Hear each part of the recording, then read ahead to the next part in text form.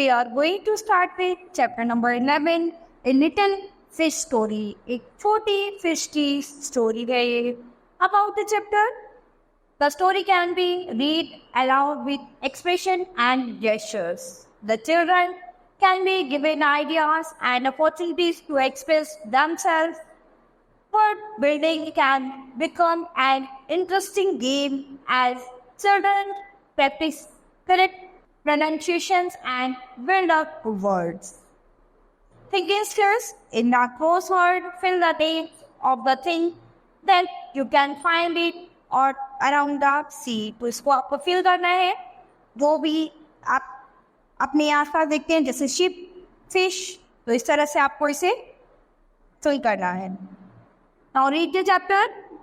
There are a great many million fish in the seas. तो यहाँ पर हमारे पास बहुत सारी हजारों में फिशेस हैं समुद्र में. But this story is about just one of them. लेकिन यहाँ पर ये जो स्टोरी है इनमें से किसी एक की है. And a very small one at that, जो कि इन सभी में बहुत ही छोटी है. समुद्र में आप लोगों ने देखा है लाखों मछली है, लेकिन उनमें से किसी एक की ये स्टोरी है जो आज हम पढ़ रहे हैं.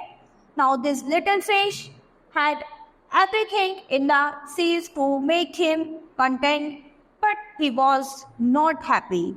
तो अब यहाँ पर ये जो छोटी मछली है ये सब कुछ उस समुद्र में सब कुछ देख रही है, सब कुछ उसे मिल रहा है, लेकिन वो खुश नहीं थी. You will laugh when I tell you why he was not. यानी तुम हंसोगे जब तुम्हें ये बताएंगे कि वो खुश क्यों नहीं थी. He was unhappy because he was so very small. यानी वो खुश इसलिए नहीं थी क्योंकि वो बहुत ही छोटी थी.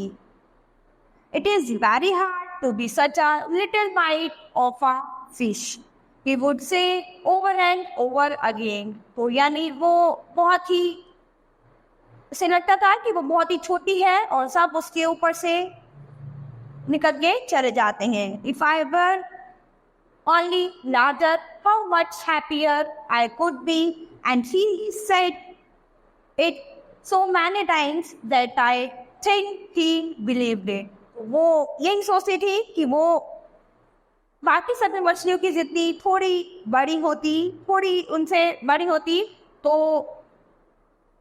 और भी अच्छा होता. और वो ज़्यादातर टाइम बस यही सोचती रहती थी. One day he was swimming along with the rest of his school and thinking no doubt how much more the larger fish had to be thankful for than he, when suddenly with no warning they found themselves in the meshes of a great net. एक दिन जब वो swimming कर रही थी अपने साथ हरने के साथ, जब वो स्कूल जा रही थी तो उसने विचार किया कि जो बाकी सभी बड़ी फिशेस थी वो हेल्पफुल थी, मतलब वो हेल्पफुल हुई. लेकिन अचानक क्या होता है कि एक बॉन्डिंग होती है और एक नेट जो है वो उनके ऊपर डाल दी जाती है और जो बड़ी मछलियाँ हैं वो उसमें कैप्चर हो जाती हैं, वो जो छोटी मछली है वो उसमें से बच जाती है.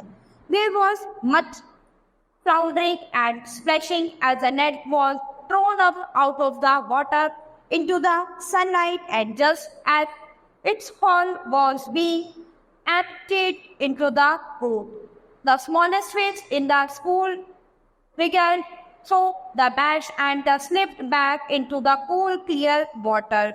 How would it felt? तो अब क्या होता है कि जब वो नेट उन सभी मछलियों पर डाल दी जाती है तो नेट में सभी मछलियाँ पकड़ी जाती हैं, लेकिन वो जो छोटी मछली होती है उस नेट में एक छोटा सा होल होता है, वो उसमें से निकल के वापस अपने समुद्र के ठंडे पानी में आ जाती है और अभी उसे बहुत ही अच्छा फील होता है.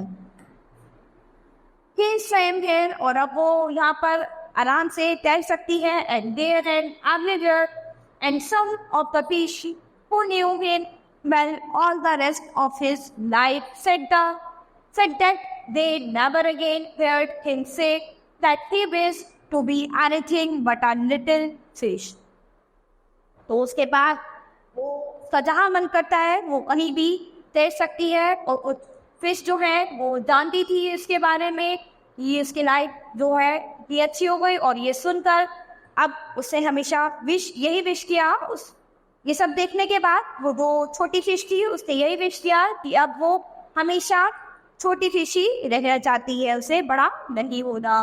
तो यानी कभी कभी छोटे होने के भी बहुत ही फायदे होते हैं। यानी ये जो लिटिल फिश है ये अपने आप में बहुत ही गिल्ट फील करती थी कि मैं इस पूरे समुद्र में बाकी सभी मछलियों के कंपैरिजन में बहुत ही छोटी हूँ, और उसे बहुत ही बुरा फील होता था क्योंकि बाकी सब मछलियाँ बड़ी होती थी, उसके ऊपर चटाई के चली जाती उसके आसपास, और वो अपने आप को बहुत ही सब में छोटा महसूस करती थी।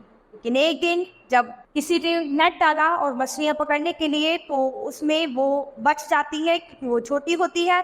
तो यहाँ पर उसे बहुत ही खुशी हुई कि अगर वो छोटी नहीं होती तो वो नहीं बच पाती। So student, this chapter has finished. We'll start with the next chapter in the next class.